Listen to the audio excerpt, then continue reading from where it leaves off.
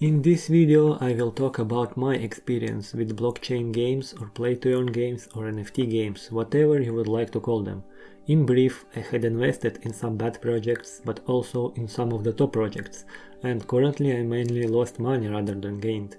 With that said, I still believe in some of these projects, it's just that some top games have not been released yet and everyone is still waiting. Also, at the end, I will tell how could I actually have earned money from the same projects if I would have the experience that I have now. I think the final part is very important. This is not a financial advice, please do your own research. Let's start. My very first project that I have invested in, Binemon. It is a very bad project, but I had no idea what I was doing. Basically, I found out about blockchain games through one YouTuber, Sitin.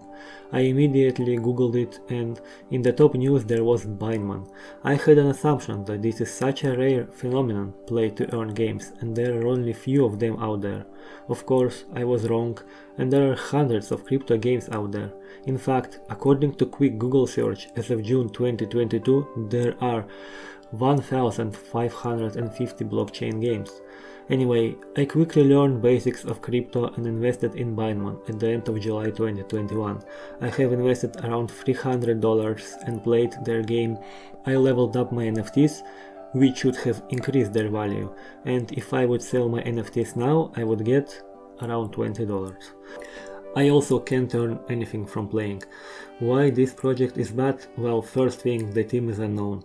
This is usually a red flag in blockchain gaming, plus they never replied to me when I had some problems and tried to reach out to them, which included missing rewards in game, so very poor communication. Also, there are tons of bugs in the game, and the art NFTs themselves look quite poor, in my opinion. Second project I've got involved in was Illuvium. Now, I have not invested anything in this project, but I think I must mention it. This is one of my main hopes, the hope to earn and play an amazing game. Currently, Illuvium has over 330,000 followers on Twitter, and it is one of the biggest and better known upcoming play-to-earn games. Just by joining their Discord, I won this amazing NFT, which right after minting was sold out for 2.6 Ethereum. So if we check, this one was sold on September 29, 2021, and at that point 1 Ethereum was worth $2,936. So if we times that by 2.6, we get over $7,500. Pretty ridiculous amount of money for a free NFT. I am holding this NFT, but the problem is I wouldn't be able to sell it now for such a huge amount of money, but I am positive I could get a couple of hundreds of dollars now, but I am going to hold and hope it will be worth more with the game release. My third project, Breeders. I won't go much into details, it's a lesser known project, but it had a very nice white paper, very professional, team seems to be good and the art looked amazing. It is still in development and I do still have some slight hopes for it to be a cool project. So if you quickly check Atomic Hub, I have bought like a dozen or so NFTs, and if we check the price here, this is what I have bought it for, this is the current price, and at the time I bought them, VAX was worth more than now, so there is an obvious loss of the investments.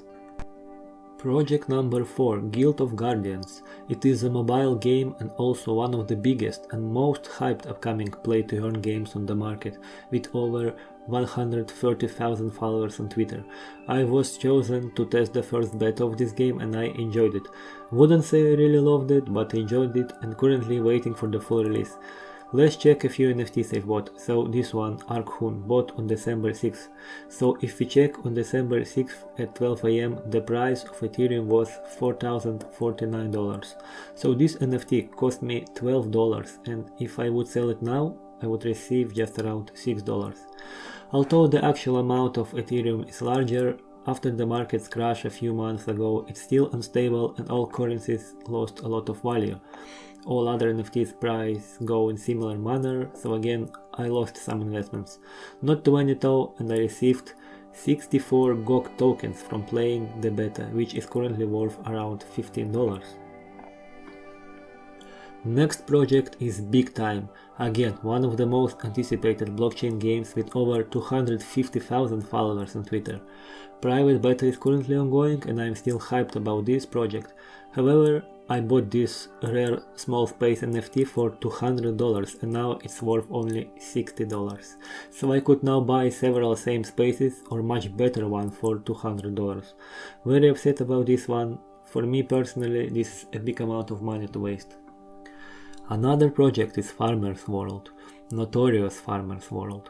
I won't be surprised if this project made at least a couple of millionaires. Just check this out. This mining excavator was sold on November 11th, 2021 for 180,000 wax. And for example, let's take the lowest price the wax was worth that day, which was 0.4869. Let's count. $87,000. Someone made that just from the one sale. But this project is the mystery of mysteries, like the phenomenon of developer silence is just unexplainable. Their silence was on completely different level.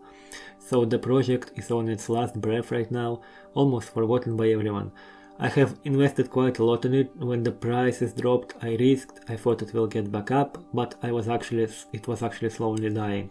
So I bought this excavator for 70 bucks and now it's worth 1.3 bucks. I bought over 10 NFTs in total, so you can imagine how big did I lose on this. I have invested in more projects, but I feel that this video will be too long, so I will stop here. If you would like me to cover some other projects, please let me know.